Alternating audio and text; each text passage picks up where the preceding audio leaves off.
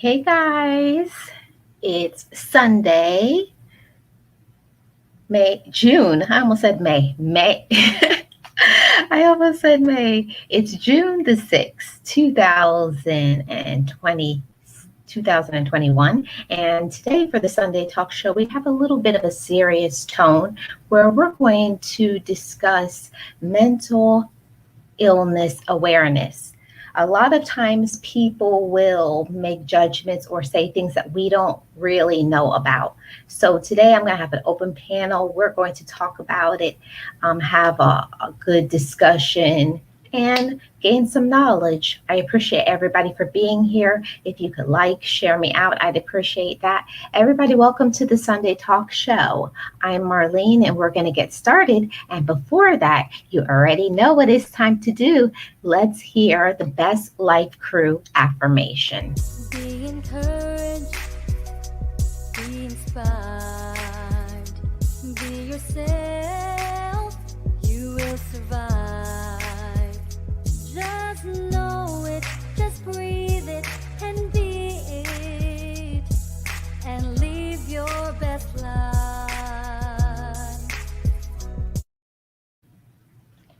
Yes, guys, before I get started, I got to do a shout out to my members. My members are Boss Life Online, Bozo Calvin Jr., Team Ranger, Pandy's Hair Candy, and more, Pittsburgh Artist Studio, Dunamis Sound Mind Services, Be Amazing Sylvia, and Marlon's Music Channel. So thank you to my members on my channel. And if you would like to be a member of the channel, hit that join button today. I'd love to have you as a part of the Best Life crew.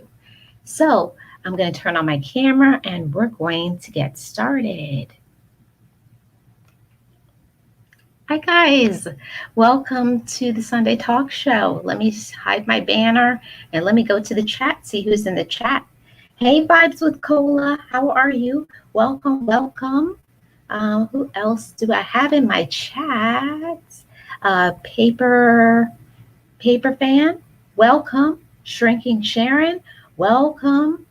Big Easy Support Group, welcome. Afro-Italian TV, hi, how are you? I haven't seen you in a while. I hope you and your family are well. Welcome, guys. Yeah, today we're going to have a great discussion. I have two awesome content creators in the backstage, and they're going to be chatting with you. You guys are also welcome to also come up on the panel because this is an open panel. And I'm going to drop that link for you guys if you guys want to come up on the panel and give your thoughts and suggestions.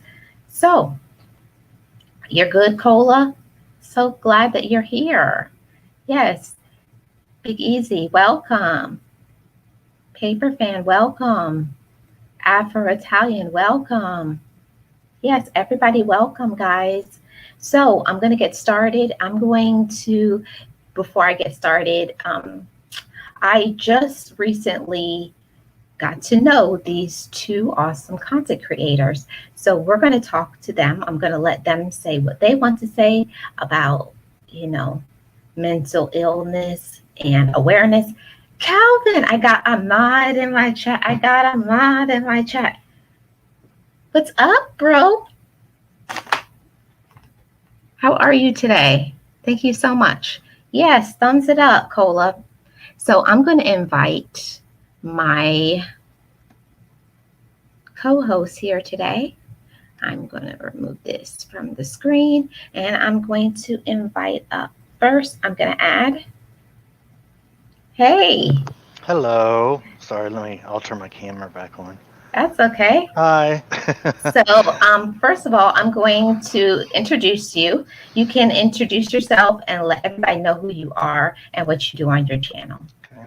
I'm Paper Plate Fan, and I have a channel with Shrinking Sharon that's called Pieces of Eight, and it's just a safe place to come and hang out. We try to do a live show every Thursday evening and we start with a topic and usually just chat with people that come to hang out with us, or just anyone that needs to talk, or anyone that needs someone to listen to. So just with mental health, and we discuss mental health for an hour or sometimes two, depending on how long, and just try to get the word out there and make people more aware of, one, of the stigma that surrounds mental health, and two, just to know that you're not alone. There's so many people out there that suffer with some type of mental health issue, that feel alone, and it's unfortunate and it shouldn't be that way, but it's just a place that was an idea that I had because I myself suffer with some mental health issues. Hold on one second. Hold on one second. I want to also invite up Shrinking Sharon as well. Yep. Okay. Hi. Welcome. I think you're muted, Sharon. I'm so used to being muted. Time to speak. That's okay. Hello. Okay. Hi. Hello, everyone in the chat. Yes. So introduce yourself. My name is Shrinking Sharon. As Paper said, he and I, we have a channel. There's Pieces of 8. We have a channel as well as a Telegram group that is for mental health. And we started the group because there's a lot of people that does suffer from mental health, and I suffer as well as he do, and that we want to take the stigma off of people who suffer from mental health. We want it to be a taboo, because that's one thing that a lot of people do have a taboo around mental health. That is not okay, and we thought that we would start a channel where people could feel comfortable coming to us, or and having an open discussion on things that they may be going through or suffering through, or know a family member that's going through something. So we're more of a support group. We don't consider ourselves doctors or therapists or anything like that. We do refer you to mental health people that can help you in everything, but we do consider ourselves more of a support group. Yeah. Okay. Awesome. So how long have you been on YouTube? Me, I've actually maybe a year I started doing my own content.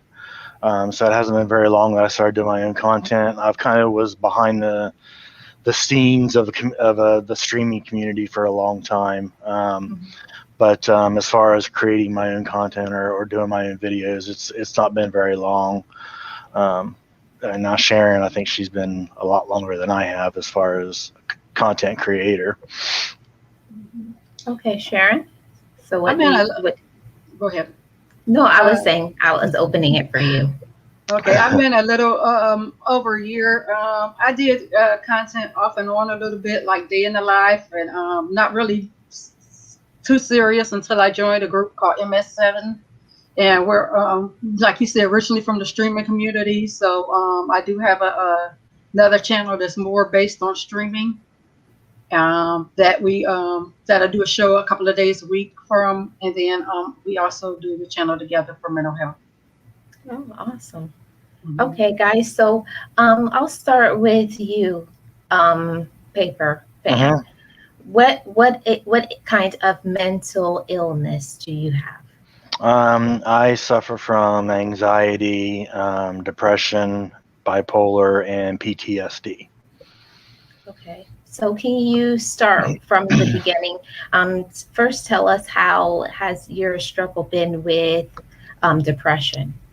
I was diagnosed with depression when I was maybe, I think, 12 years old, as major depressive, which is now, called bipolar.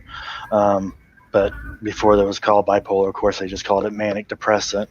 And It was from a lot of childhood abuse that I had dealt with, and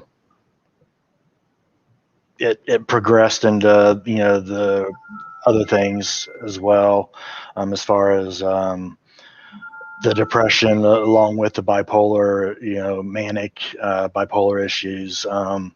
It went into other depression because of that too. So, but it's been, I think, I believe I was 12 years old when I was first diagnosed with manic depressive disorder, and I'm 47 now. So, I think you're muted. I'm just so used to being muted. Like me. Yeah. Hi, Edward Smart. Welcome. Yeah. So now, Sharon, what do you have to share? When did your struggles begin? I have PTSD, as well as anxiety and depression. And mine didn't really manifest to a few years ago, around 2014, 2015. I was going through a horrible marriage. And I was going towards the end of it, and a lot of stuff came out towards the end of that during it, off and on breakup and stuff. And I just was at work one day, and I just blinked out and ended up in the emergency room and stuff. And then that's how and then I ended up going to the doctor, and then I found out through that in therapy that I suffered from some things. Wow. And stuff. But I'm pretty sure that it was off and on for years that I was suffering through that and didn't know. Wow. That's something. So a question I'm going to ask each of you separately. So what is it that really helps you with all of the issues, all of your mental illnesses? What has helped you the best? You want? Go ahead, Sharon. Okay. Me, prayer, family support, trying to be aware of what triggers me, triggers. Okay. Well, what about you, Paper? Family, close family, and music, and talking. Which I didn't start until just last year about any of my abuse. Nobody knew anything, so that's really, and that was kind of the push, along with Sharon's help, to push me into doing the whole idea behind Pieces of 8. So Right. Well, all you guys, like what you guys are saying is true for me too, because I always thought that I was just worried too much. I didn't even really understand until I got diagnosed with anxiety that I had anxiety. I just kept saying to myself, Marlene, you just need to calm down. You just need to, to relax. But I do have anxiety. So I think that one of the best things you can do to anybody who's in the chat or anybody who's watching this on the replay, you have to learn to accept what you have. And I think sometimes that may be the hardest thing to accept, that you have an issue or a problem. Yeah, yes, I agree. And then, I think for me, the next hardest thing is once you know and you're self-aware that you do have something going on, is talking about it. I think that's the next hardest thing to do is, and I'm not quite sure that one doesn't come before the other with some people. They may start talking about something before they learn that, maybe this really is something here, or the opposite, they learn that they have something, they get diagnosed with something, and then they talk about it, but either way, I think talking would probably be the next hardest thing to do.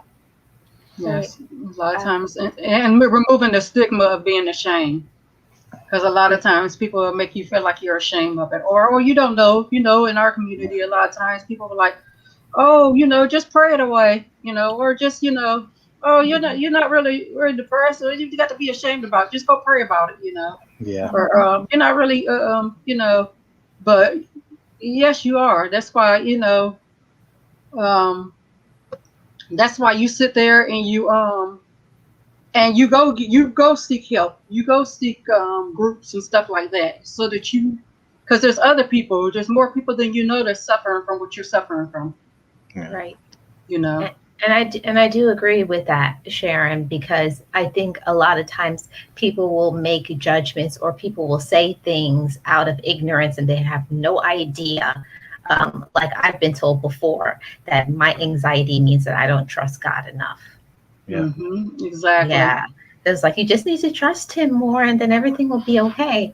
But you don't understand that Right. it's real. It has nothing Yeah. to do with religion. It has nothing. Yeah. And a lot of this times it's hereditary. A lot of times it's a lot of things, Right. And let's see, it's hard to trust even when you talk to anyone about these things.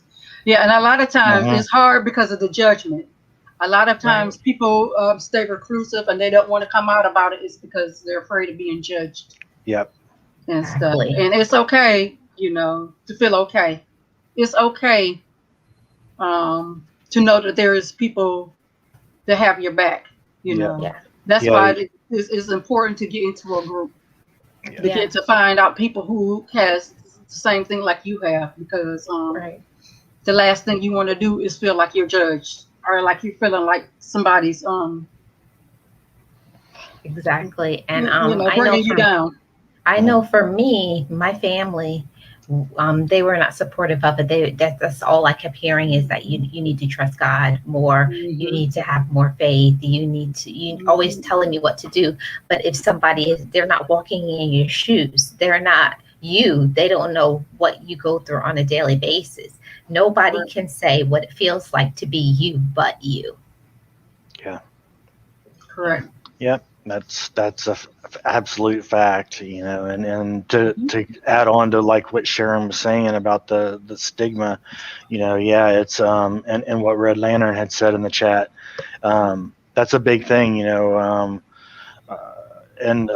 it goes not only for adults but children as well, and it can very easily slip into bullying, in schools or on social media, and cause a lot of harm, and sometimes even, the worst case scenario is, suicide, all because of, just the making fun of, or, the just that typical stigma that's around mental health, Right. so. I like what Cola says. She says Yes. that we are human, and that doesn't mean we don't trust God.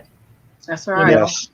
Yeah. And I think a lot of times that I think there needs to be more awareness to learning to respect a person as a human being and as an individual, where I think that sometimes what comes with a mental illness is that they don't know what they're talking about, Mhm. or they're just crazy, like not saying that this person has feelings. This person is a human being. They need to be cared for and valued. And there needs to be more of that. Value them, listen to them when they tell you how they're feeling, because if you don't put that kind of value and meaning into somebody, they're going to keep closing themselves off. Mhm. And I know that that's what happened to me with my anxiety. I had depression when I was a little younger, but my depression was linked with school and being bullied and all of that. Mhm. So I went through a long cycle as well of being bullied. And 2 times when I was in school, I tried to commit suicide. And that's unfortunate, and like I was saying, I think that it can be detrimental, and a lifelong damage can be made, done to a person from a simple, a short period of time of bullying, or that stigma, or it can be even if the person doesn't try to commit suicide, it can still be a lifelong damage done, and very easily. And Yeah. with So you have to be careful with your words. yeah, and you know, as individuals and being accepted as an individual, like we all should be, adding the mental health issue or disorder on that. Not every person that has anxiety isn't the same for everybody, so that even complicates it even more, for someone to understand, unless they talk about it. And that's the whole thing with of making awareness, is for other people to know that, hey, just because the person says that they have anxiety, it doesn't mean that their anxiety is just like your mom's anxiety, so. Yeah. And I feel like, unfortunately, I know that it's not the same thing, but I know for a while I had a friend who had, what is it called? After you have a baby, what is that called? The Postpartum, postpartum depression. Mhm. Yes. So it was one of those things that maybe about 20 years ago, they just thought it was something like, oh, Exactly. get over that. It's like, you got a little baby, Yeah. just love that baby. That will pass. Where that it's a real thing. It's How a can you real be- thing. It's a Depression very is a real real thing. It's a thing. very hard thing. And if it doesn't get addressed, postpartum depression, it could be very dangerous. Yeah. It could How can you very be sad? dangerous. You just had a baby. Exactly. But Yeah. sometimes having a child, that does a lot to your body. It takes a lot out of you. And it can be very overwhelming, whether you're a first time mom, a fifth time mom, a third time mom, Exactly. but a lot of times people, oh, you just had a baby. I wish I could have, they take it for granted. Yeah. And I'm so sorry. And I love that. And you I know love what? that comment that Chola just put up there. Yeah, that's so true. Mhm. Yeah, thank you, Cola. Thank you so much, Cola. And Yes, sir. for a long time, Cola and Chad and everybody who's watching, for a long time, I felt like, because I didn't have anybody to talk to, I didn't feel like I had family members that were concerned about my feelings. When you don't have that kind of support from friends, family, anyone, you kind of, I don't know, you kind of lose your way. Mhm. And that's what happened to me. I kind of felt like I lost my way. I kind of felt a little bit more depressed because I couldn't voice my feelings with them. Because I think sometimes we kind of expect family and friends to receive everything that we're going through, and it doesn't work that way all the time. Right. Yeah, absolutely. Couldn't be more factual than that. Yeah. Yes. Yeah, and Cola says having a child can be more depressing depending on your situation. It sure Because sometimes some women, when they have that baby, they may now be, maybe at the time they had a relationship, and maybe after the time of birth, now they're raising a kid by themselves. So they're dealing with the feelings of now being a single parent, and they don't have support, and the baby's crying and they don't know what to do, especially if they're a first time mom. So it's a lot of issues that can go into it. And I know for some people, like my friends and myself, who don't have a mother, like now they finally become a mother, they're happy, but then they may be missing the support of their mother, which they don't have anymore. So that can cause a depression. So it's a lot of things that can cause that depression. Yeah, there's or they just don't feel the bond with their child. Like a lot of times you expect automatically that the person feels the bond with their child, and it may be a chemical imbalance that causes them not to feel that bond with their child that you thought they were going to feel with that child. right. There's something going on with the balance why they're not feeling the bond with their child. So like you say, it could be a lot of things. Yeah. It could be a lot of things. Yeah. Yeah. So what do you guys, what would you guys like others to know? Like, what would be a good way that you would like to bring awareness to your mental illness? Like, what could somebody actually do to be able to be more supportive and caring towards anyone that has a mental illness? What would be some good advice to give them? Okay, go ahead. I think just listening. Listening is key, and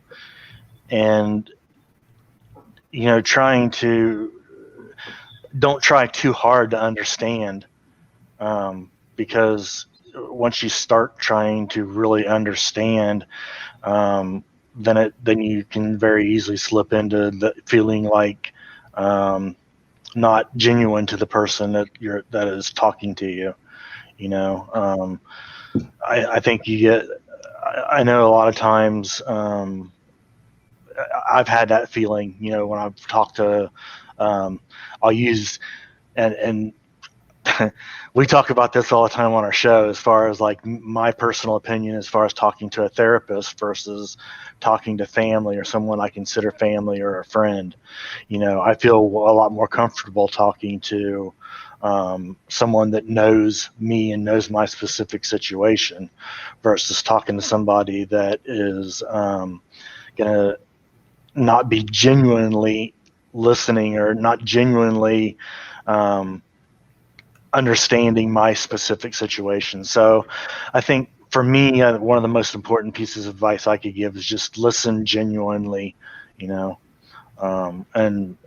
don't try too hard to understand, and be kind, and help by educating yourself. That's the big thing, is just educate yourself. Look for groups. There's so many of them out there, and there's so many good places on the internet to go get educated with just basic stuff, So that's what I would say is my best advice. Okay. What about you, Sharon? Any advice? Paper pretty much said a lot of it, but I would say try not to be judgmental. Back off of some of the stuff we said last week. Try to, like I said, be more of a listening ear. Try to learn more about what that person is going through. Research if you can find out what that person has, so that you're not, so that you're there more for them. Don't let them, don't feel like, oh, everything's okay. Just brush it off. Mm-hmm. Like I say, be there for them as much as possible. Right. Yeah, I would say for me, my thing was compassion. And Yes, I feel like sometimes at the time, compassion was really lacking with friends and family. That it just kind of was things like, girl, you'll get over it. You'll be okay. Don't worry about it. Like one of those things like, this too shall pass. It's like, no. I was like, this has been a few years. This is not passing. This isn't passing. So be careful the words that you say to somebody when they're going through a situation, because everybody is not the same and everybody doesn't handle things the same. It's just like the languages of love.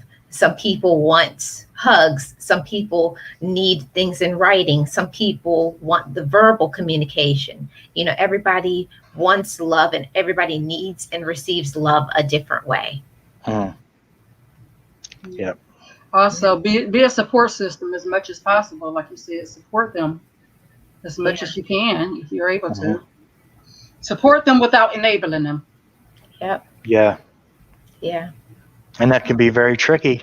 That can be tricky because a lot of times, a lot of people that suffer from certain mental illness, a lot of times on certain things, if they're doing something that's unhealthy, you don't want to enable them. Right. So you could support them without enabling them. Right. So how would you guys recommend people navigate that? How could you help somebody without, I can't think, I just went blank. How can you help them without, the word is just, well, you just said it and it just went poof right through my brain, without enabling them?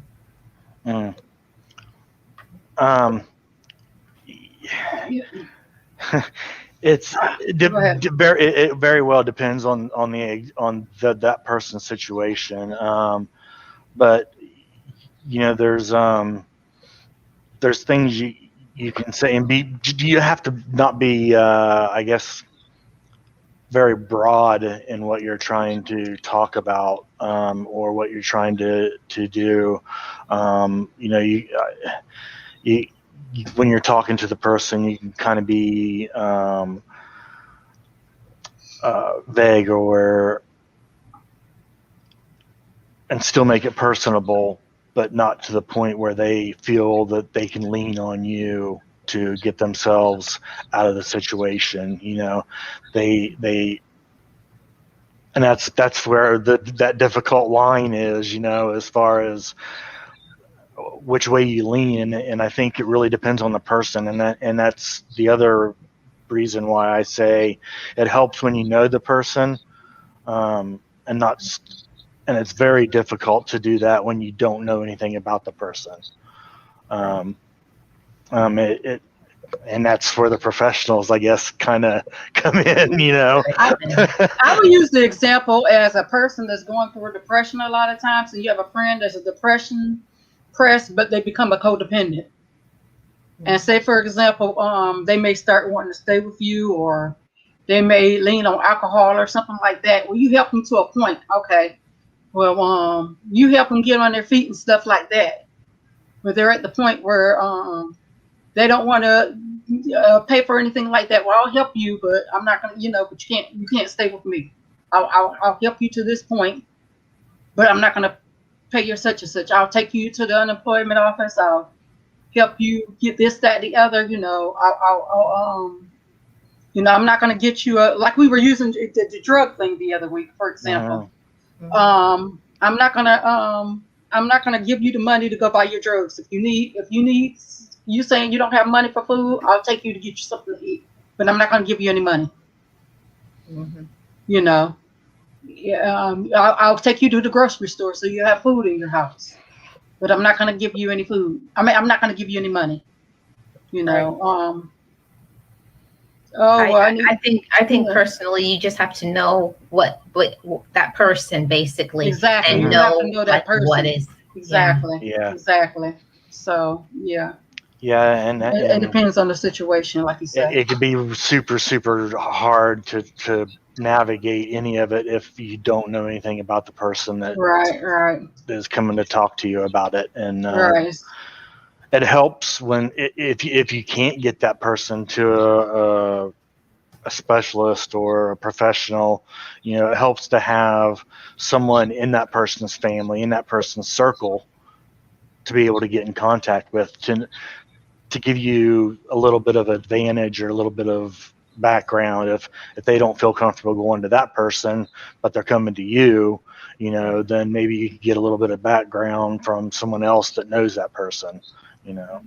So for me, I know you had said that it was hard for you to talk to somebody who didn't know you. And for me, it was easier to talk to somebody who didn't know me, because for me, I felt like family members can judge you, whereas a therapist, that they have no idea, they don't know anything about me, so you can't bring up things, well, you did this or you did that, and throw things in your face. So I felt, for me, it felt like a safe environment to talk to somebody who didn't know me, because they're not going to pass any judgments on me. They're just going to tell me what's going on, what's the healthy ways, how to cope without any judgments.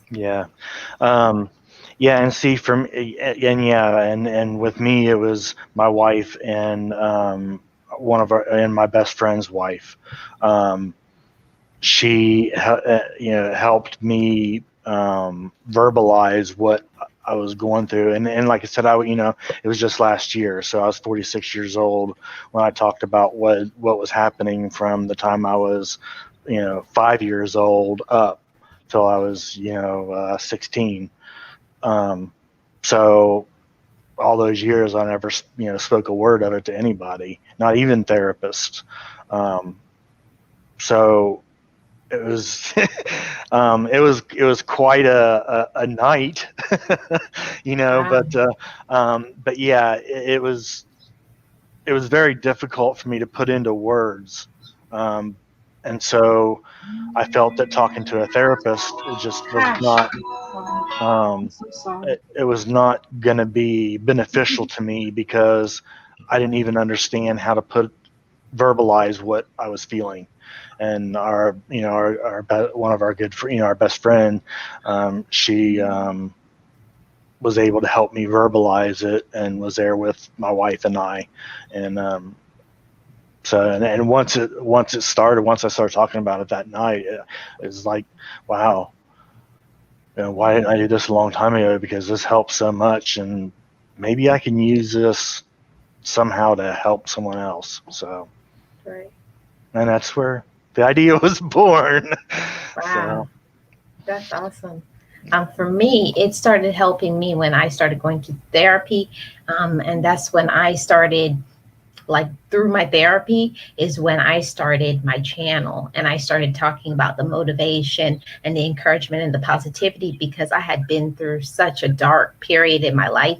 And I was like, I want to share with others how to turn things around like I did. Because I think sometimes people don't understand that. They feel like if they have always been sad or not felt good about themselves, they don't have any self-esteem. They feel like they have to stay there. But you can change anything you want to, if you want to. If you don't want to, then you don't have to. But my channel is for people who want to make changes and to turn around and be positive, even through your struggles. And that's the main thing. You got to be open to change. If you're not open Yes. to change, you won't nothing change. Yeah. Vernell says mental health could be a lot of different levels. It could be from your childhood. It could be from verbal abuse, PTSD, trauma, or losing someone. Any of these triggers. Yes. Yeah, you're right, Vernell. Yep. Any of them or all of them. Yep. Any or all. Yes, it can. And list goes on, of what can cause someone to have some type of mental health problem. So I agree with that. Guys, because I definitely, I thought I was fine. And then when I lost my brother last year, I felt like I went back into my anxiety. I feel like my anxiety, it teeters up and down. It's like a roller coaster. Mm-hmm. And I was fine until my brother died. And then it started up again. I was like, oh boy, here we go. Here we go again. Yeah. And some But people, now I have the tools to be able to cope, whereas before I didn't have the tools. yeah, and some people have, a mental health disorder that they aren't aware of at all until it comes to a head, or comes out by some sort of trigger or trauma, and it could be later on in their life, that they could go years without having any idea that they have something, and be in their 60s or something, and out of nowhere something triggers that, and that's another thing that can happen too. I know somebody because I work with the elderly population, Mhm. and I do see a lot of times they can be fine their whole lives, and then one thing happens in their life, like maybe their child dies or grandchild or their husband, and then they go into this major depression. They're like, I don't know what's wrong with me. And I can't say it because, I'm not a doctor, but I already know what it is. I'm like, oh boy, honey, you got depression really bad, but I can't say that. But I can make a recommendation to a doctor and tell them I think that this client has depression. Right. I've seen that too. I've worked in a nursing home and in hospitals before, and I've seen where family members have tricked the elderly, where they came and they thought they were going for a visit, and that loved one has been left there at the nursing home, Yeah. or they thought they were going there, just to visit, and they were left there, and they didn't know, hey, this is your permanent resident, or family members have not even came back to visit them. The employees were their only family. Yeah. Right. And it's really sad. And I know sometimes with working with that, sometimes you can't tell those patients that you know, that Mhm. they're going to be brought somewhere else because they would never allow it. Sometimes they have to actually be Baker acted because it's not healthy for them. You know, they're falling or they're not eating foods properly Correct. or they're not eating enough. So sometimes you have to do it for their actual health. Correct. Yeah, Correct. that is correct. Yep. But it's so sad, to see that their last years are like that. Yeah. They don't have the family support, and it's the elderly depression is big. Yeah. And It's I, very I big. and I don't think that there is enough awareness when it comes to depression in the elderly community. I think a lot of times a lot of people feel like because they've gone, oh, they're 80, they're 70, 80, 90, you know, they've been fine all along. A Yeah, big they live change their has best happened life or in their whatever. life. Yeah, it's a very big change. Hmm. It's a very big change where you had your family all your life and stuff, and especially if you're in your right mind and you just have some physical ailments, and then all of a sudden your daughter or son and them coming to visit you less and less and less, and then eventually not coming to visit you anymore, or they only come during the holidays. Mhm. And And losing your It's independence. just, right. yeah, they're losing more and more of their independence, exactly, Hmm. because you can't eat when you get ready. There's certain times that there's meal times, certain times when you take a shower, certain times you gotta go to bed at a certain time. Like you said, slowly but surely you're losing your independence, and it's really sad.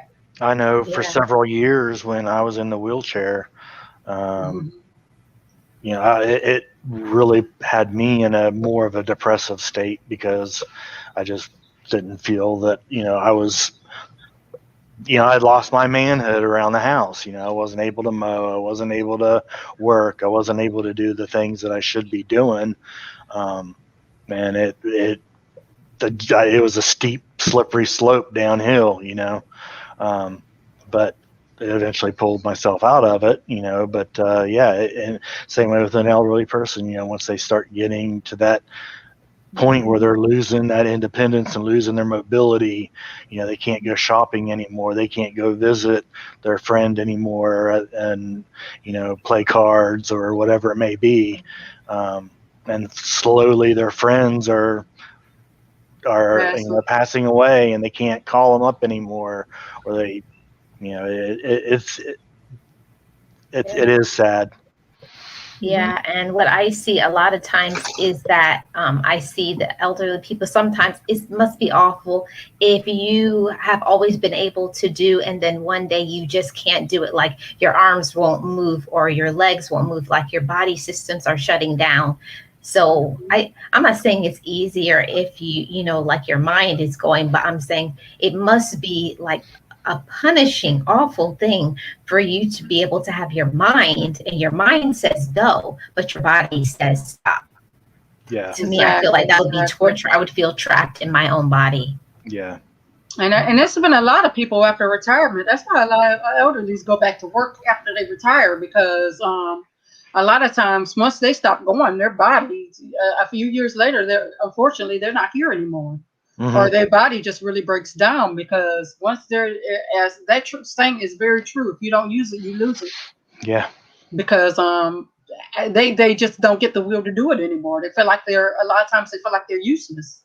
Mm-hmm. And then they're no longer here because they're used to going, going, going. So if they're able to go, let them go. Yeah. Unless there's a medical reason, why they shouldn't be going anymore. Yeah. Yeah.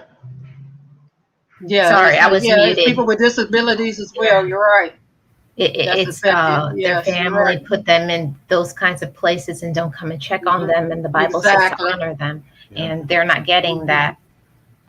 You're absolutely right. Yes, exactly. I've seen that happen too. For Yeah. people that's disabled, I finally got over my whole thing with being disabled and not being able to do the things that I say I got over it. I still try every once in a while, and I get yelled at. But yeah, I did get over the putting myself down feeling, for the most part, when I can't do something that I used to be able to do. So it is a very difficult thing to get over. I'm not quite sure how it would be. I'm assuming that it would be pretty much the same for a woman, of not being able to do the things that they normally do. If they were in a wheelchair, they were disabled or whatever, because it's pretty much the same. Everyone has, the things that they do, whether it be the same or different, and that feeling of just, I can't. Like you had said, your mind is telling you, let's go, let's do this, but your body is just not capable of doing that. It's torture. And fortunately, as a younger person, sometimes you can curve that and get over it. But a lot of times with the elderly, it's, they don't have long enough to be able to curve that and get over that. And what I see a lot of times in the elderly population and other people with disabilities, I find that they're not getting the support that they need. Like they'll say to their family member, like, I really need you to call me. And then the family, like, they don't really hear that. Well, I'll see you next week, Mom. Like, like it just will go right over their head. It's not a big deal. I mean, it's like, I'll see you next week. You'll be fine. Exactly. Yeah. Exactly. And on I See Vibes comment there, yeah, too. I agree. I think it would be the same with a woman because, and that's what I was saying. I think that each has each mindset. Everybody's individual person that has, so whether it be man or woman, a single woman has to take care of everything. A single man has to take care of everything. Or married couples, depending on how they are. But I think that. Absolutely. I think it would be the same for a woman, either way. Right. For sure, the same go for spouses too.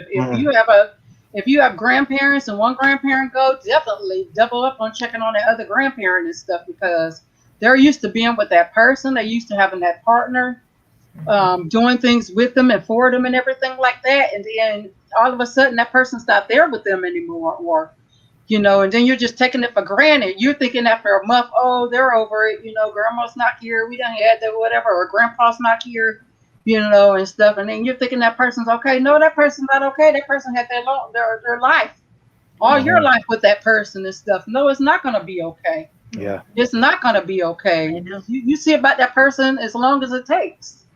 Well, that's when I made a choice for myself personally, because I had an apartment and I was right in the middle of a lease in my apartment when my dad passed away from cancer.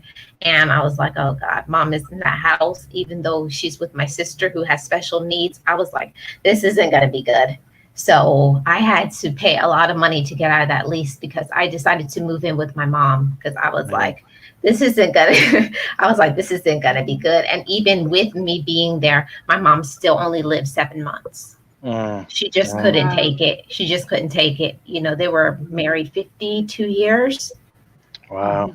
So, that's one of those things, like, how do you, I never even knew what to say to her. I kind of just would support her.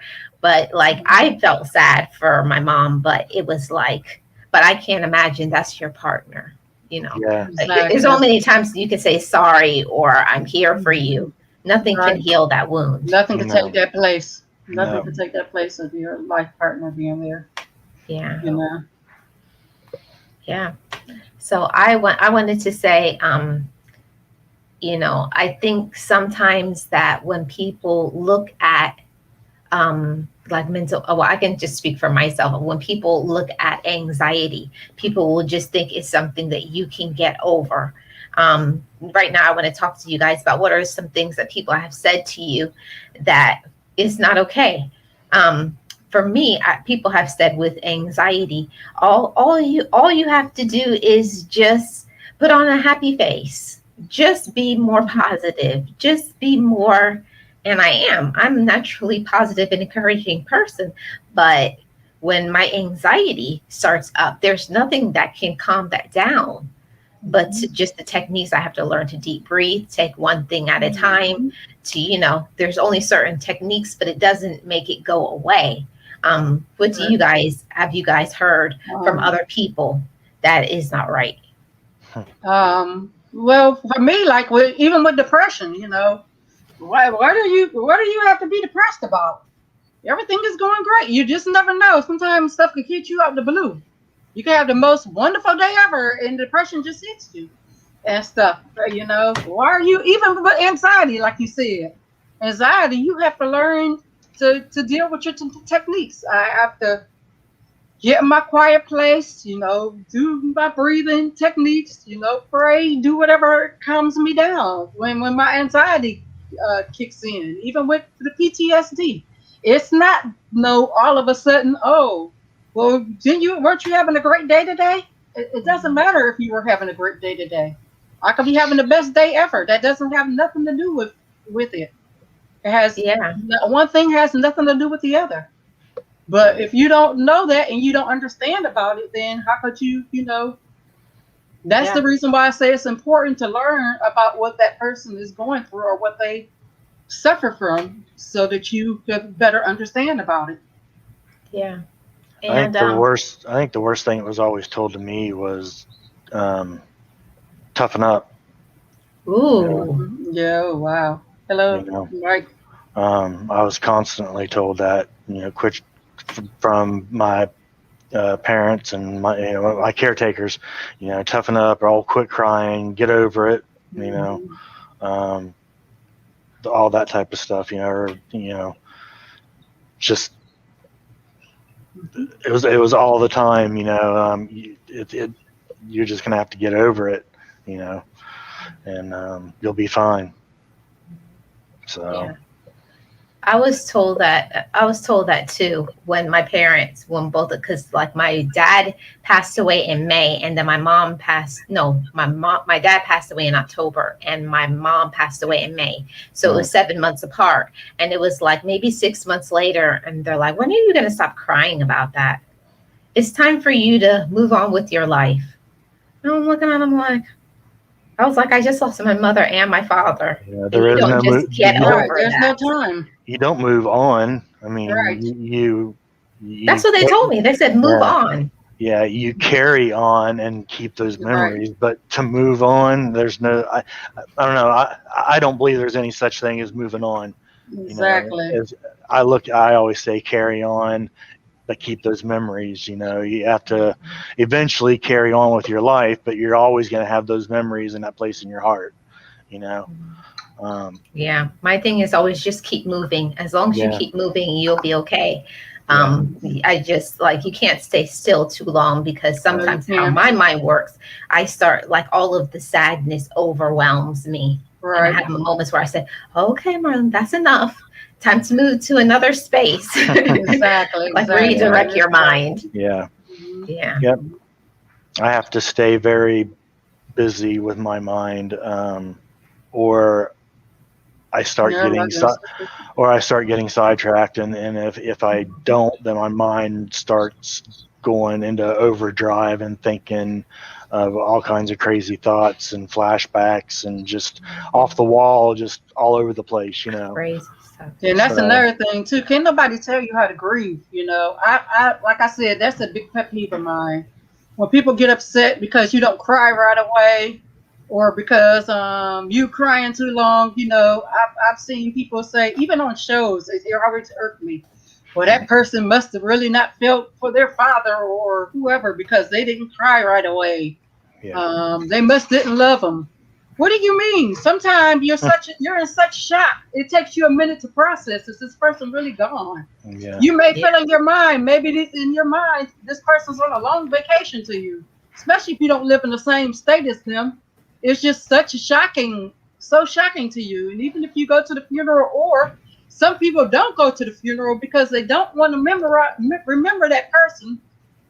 Don't want to see that person in the casket. They don't want to memorize that person like that. They want to remember that person how they were when they were living. And that's their right. They don't have to go to the funeral. I don't feel like that's completely showing disrespect. You could Oh, send her. I could, You, I could, I know, I could, I know, and our family. I could go into a whole thing about that, I know, Sharon. our family that same way. You better be at that funeral. You better go to the repast and everything I else. said you better I get on your know, knees before and crawl over here. I don't care how you exactly. I feel. know before COVID, my family's the same way. But however, if you don't, but me personally, and this is my feeling alone. You know, maybe you just want to go to the grave site afterwards, and that's the way you want to feel your respect, because you don't want to look at that person laying like that. You don't want to remember seeing that person like that. And maybe it'll take you a week, a month, or 2, 6 months before you break down. You may be having the best day, and then all of a sudden it hits you like a ton of bricks. Doesn't mean that you didn't love that person any less. Right. I can tell you guys from a standpoint of having 9 siblings. I'm the 10th child, number 10. Wow. So when my mom and my dad died, it was, let's see, it was my brother, two of my brothers, and 2 of my sisters and myself. So 5 of us was taking care of mom and dad, and everybody had a different feeling. But the ones that lived further away, they had completely different feelings, because they had completely what I guess you could say detached themselves from it emotionally. For them, in their mind, mom and dad had died years ago. Like, so when it came to, and we're crying and we needed support, they were like, well, it's time. I'm already over that. So that's why I had issues with it, because I wasn't in the space they were. So it was hard for me a long time to talk to my brothers and sisters. Like, I hated them, because I was like, just because you're in a good space doesn't mean I am. Like, if you don't want to come to the funeral, at least come and support me. You don't have to go to the funeral. But what about coming and saying, be here for little sister? You can see how I'm still a little salty. Yeah. I still got some wounds over that. I'm not saying that they would have to have been there, but at least saying, I'm here for you guys. I'm not going to the funeral, but I'm here for you guys. And my brothers and sisters, they were like, nope, I'm not coming, because I don't want to be at the house. I don't want to have that as my last memories. When I come, I want it to be because I want to come. So, like, I have pain from that. It's like you have the pain from losing your parents, and then you have the pain from not getting the support how you wanted it. And it's complicated. Yeah, I can understand that gave that. me anxiety. Very much. Yeah, that's very understandable, and I can understand it. When I was saying about not going to the funeral, I mean going physically there to look at the casket. Definitely, I will come to support my family, but because like you said, that's definitely hard in itself. And I mean, my family's the same way. You better be there if you have to crawl there. Yeah. See, my family is the same way. Yeah, I was never allowed to cry before COVID. You know, my wife. You know, we've been together for 18 years, and I think I've cried maybe 3 times. You know, it's just I was never allowed. I would get in trouble if I did. So, I grieve with anger and music.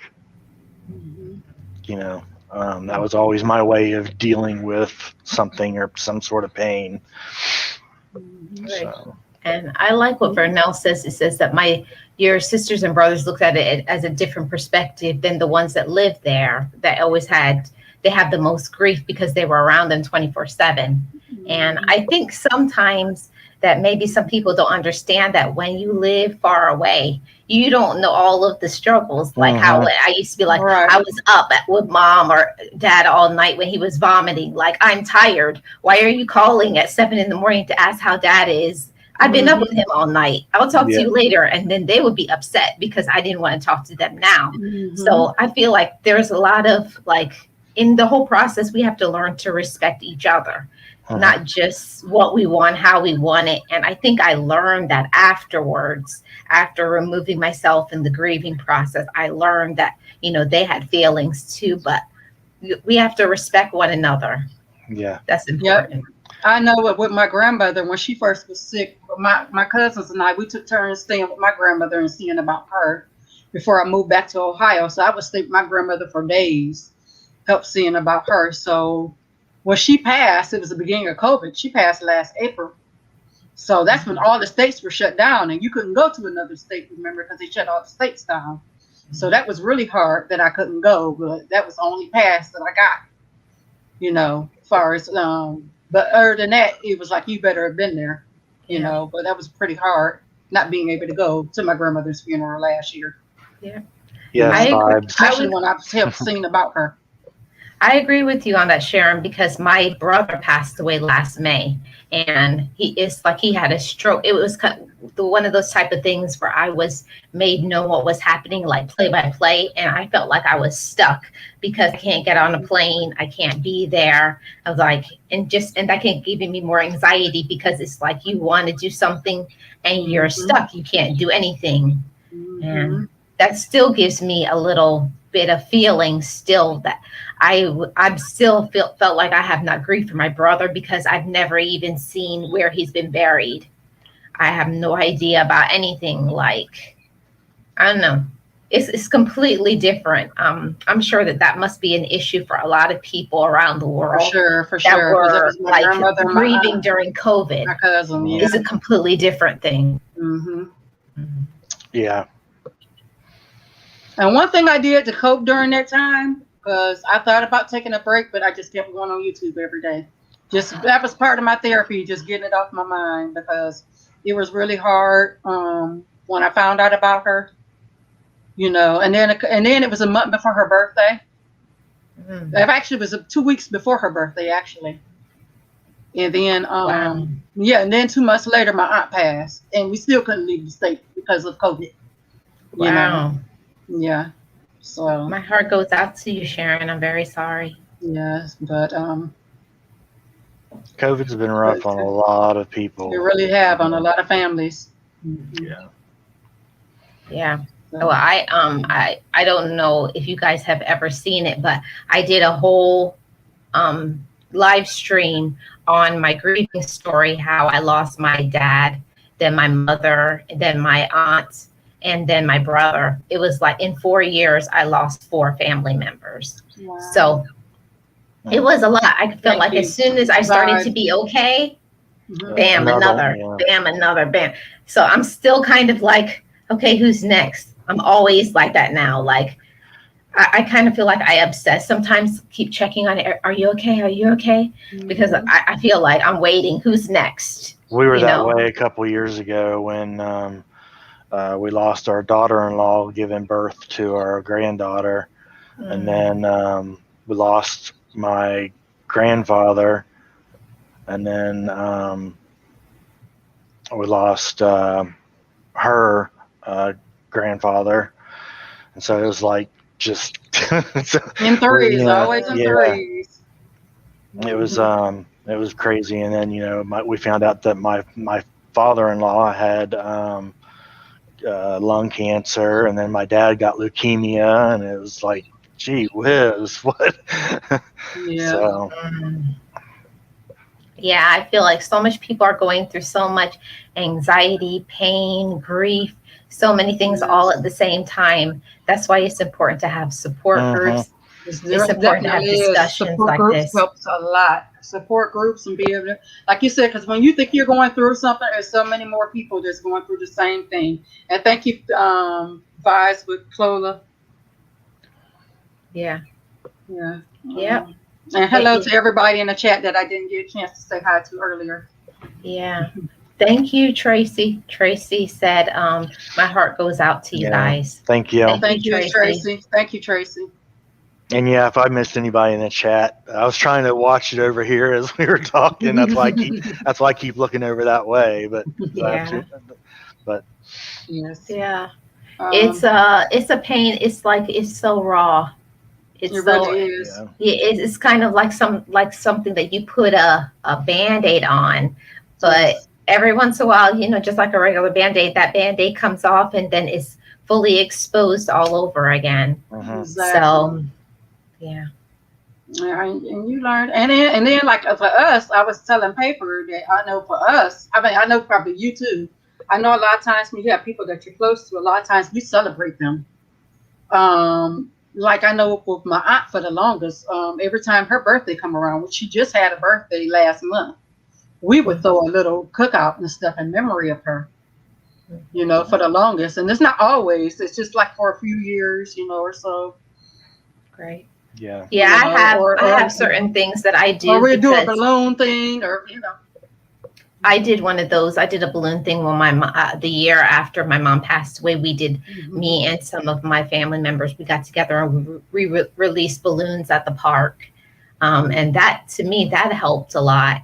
What else? And because every summer, my family, we used to have a barbecue. So we decided after, but of course, COVID happened, we were supposed to do a barbecue, but still can't do it because of what's going on. But eventually one day we'll be able to do a barbecue, because that was my dad's thing, was barbecuing.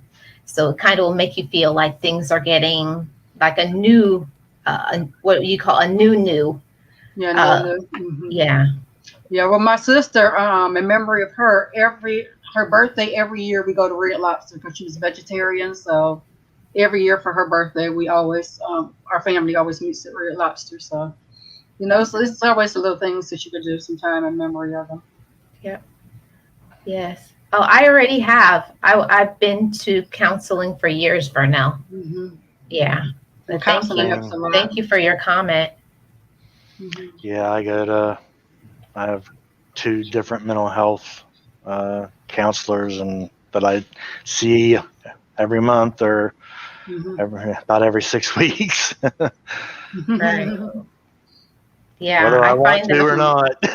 Yeah, I find for me, I usually have about a month, every month, like every 4 weeks, I feel like a trigger with my anxiety. Like, I don't know what it is, but it's like every 26 to 28 days, like I have like anxiety attack or something. I don't know what that is about, but because she said, start writing it down every time you have an anxiety. Write it down. So I've been noticing, I was like, man, this is like every 26 to 28 days. Maybe start writing down the events of a few days leading up to that. Yeah, what trigger was a trigger in it? See if you can't find the trigger. What's the pattern? Yeah, there's a pattern definitely in there, but I haven't found the pattern yet. I've been trying to, but I'm not telling anybody what to do. I'm just saying, for me personally, what has helped me, I found that my depression was helped since I stopped eating meat. And it's not to say anything to anybody else, but it's what has helped me personally.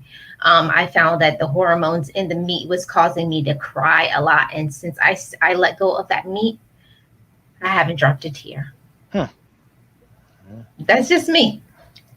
So I'm just sharing it for somebody that if you are a person and you have like a problem with crying a lot, maybe it may be what you're eating.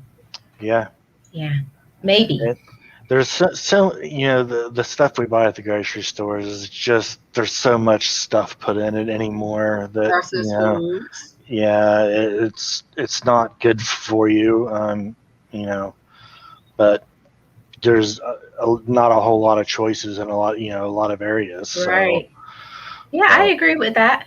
I just was sharing, if anybody who's watching on the replay, like, I wish somebody had told me years ago, the number one thing that really was triggering me was pork. And that pork, after I stopped pork, I don't know, like my headache stopped and my crying. Wow, that's interesting. It cut just from pork alone.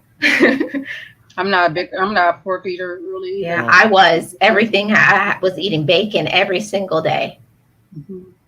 And you'd be amazed on just what food and different things do to you. How diets change you, change your mindset. And hello, Buzz. Hey, Buzz. Mindsets and different things change you. That's one good thing about even like what you're doing, what we're doing. The more people just out here talking about mental health, that's getting the stigma off. Because like I said, a lot of people don't feel comfortable talking about mental health, or it's been such a taboo. I know somebody was telling us the other day in their country that it's still a stigma. It's a stigma in a lot of countries, even our country. And that's what we're trying to do. We're trying to spread the word so it's not such a stigma. Yeah. So that you Right. can feel comfortable with saying, hey, this is what I suffer from, this is what I'm going through, or you can find the support that you need. Right. And know Yeah. that there's more people than you know that's suffering through with this. Real quick on Buzz's comment there too. That is true because that was one of the things that they tried with me was the magnesium to increase my magnesium to help with depression. Yeah, I heard about that before. Magnesium. Oh, that's interesting, guys. Magnesium deficiency. Okay. Yeah. That's interesting to know. Yeah, that's interesting. It's good to bring awareness because if I had never done this live stream, I would never have learned that because I never heard of that before. Yeah.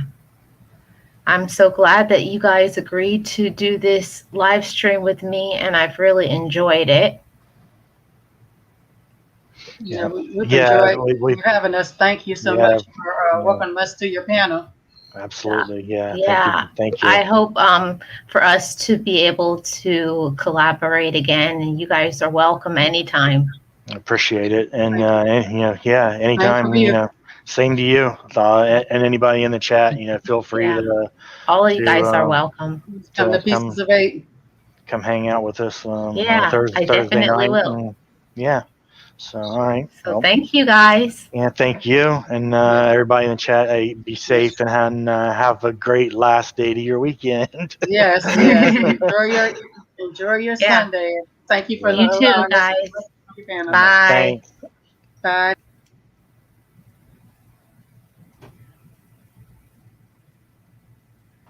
Yeah, guys. I appreciate everybody who was able to be here, and it was a great discussion. I really enjoyed it. Thank you. Thank you, Buzz. I didn't see your comment. And Edward, thank you. You guys, I really enjoyed this entire discussion. I enjoyed talking with everybody. I loved that we were able to have an open and honest discussion when it came to mental illness. Just mental health awareness, is so important to take care of ourselves, to have discussions, to talk to others, to express how you're feeling. And please, if you need some help, please talk to somebody you trust. I see all the time, especially with my back history with, suicide. Please talk to somebody and just know that you do matter. You do have value in life. And yeah, guys, and before I go, right next, I'm going to be doing the Outstanding Featured Channel Member. And on that is when I shout out my members. And I appreciate my members so much. It gets me a little choked up sometimes, especially me being a person. I'm a pretty shy person. But this was given to me for me to be able to share, my journeys, my struggle, especially a person with anxiety, that I still am moving forward. I'm still living life. And especially for my dad, I'm living my best life for him and through him. And I hope they're proud of me. Getting choked up a little bit. But I thank all of you guys for being here. Thank you to my wonderful co-hosts, Shrinking Sharon and a Paper Fan. So thank you guys. I appreciate you guys, and especially everybody in the chat. Oh my goodness, I got a super sticker. Thank you. That's so sweet of you, Tracy. I appreciate that. That's so nice. I appreciate that so much. Hey, Boss Life Online. Yes, guys. So now is going to be the Outstanding Featured Channel Member Show, and that's going to be starting in 10 minutes. I want to talk to you guys a little bit about the Outstanding Featured Channel Member Show, and that is with Boss Life Online, Boss Life Online, Pandy's Hair Candy, The Amazing Sylvia, and myself. And That's when we talk about the members of our channel and the show. And if you want to be featured, join membership on my channel. I would really appreciate that. And that show is going to be starting in another 14 minutes. So please come over there, support me, watch the video, and also my other members, my other co-hosts. So thank you to Paper Fan. Thank you, Sharon. I appreciate you so much. And I want to do a shout out to my members before I go. Shout out to my members, Boss Life Online, Bozo Calvin Jr., Team Ranger, Pandy's Hair Candy, and more. Pittsburgh Artist Studio, Dunamis Soundmind Services, Be Amazing Sylvia, Marlon's Music Channel. Thank you guys. Thank you so much for supporting my channel. And that's where we're going to head to next. Boss Life Online has dropped the link to the Outstanding Featured Channel Member Show, which is going to start in 13 minutes. So I want to let everybody know, please, if you need to talk to somebody, please talk to a therapist. Please talk to a friend, but please talk to somebody. It is so important. It doesn't matter who you talk to. It just matters that you talk to somebody. Know that you have value. Know that you have meaning. Know that you're important. Know that, your discussion, your feelings do matter. And sometimes you just may not have talked to the right person. Yes, I thank you too, Sharon. I thank you. I thank you and Paper Fan so much for being on the panel today. Guys, I can talk to you guys from the standpoint of coming from not getting support from family and friends, that it makes a world of difference when you finally talk to somebody, when you start loving yourself. Don't forget that either, because no matter what your mental health, your mental issue that you have going on, you have to spend some time loving yourself. And that means doing something you enjoy. Enjoy a hobby. Enjoy some time in self-care. I know for me, I love getting, a massage, a manicure, a pedicure. That's my thing. Other people, it may be being out in nature. Other people, it may be spending time with a pet. Some people exercise. So whatever it is that makes you happy, do that. Do that, because your mental health is important. So take care of you. Take care of you. Even if nobody listens to you, have enough love for yourself. Be in that space. Be in that headspace to know that you have value and you have meaning. And if nobody else tells you, I'm telling you here today, you have value, you have meaning, your thoughts and feelings are important. So go out and live your best life. Oh, Calvin, I know that you were here the whole time. So I appreciate all of you guys. I hope everybody has a great day. Make the best of every single day. No matter what you're feeling, know that you have value and you have meaning and you are worthy, guys. So I will see you guys at the Outstanding Featured Channel Member, which will start in 10 minutes. I appreciate all of you guys. Thank you for your support. Keep being the best version of you every single day. And I'm going to end it on the channel song. Bye-bye, guys. See you on the next one.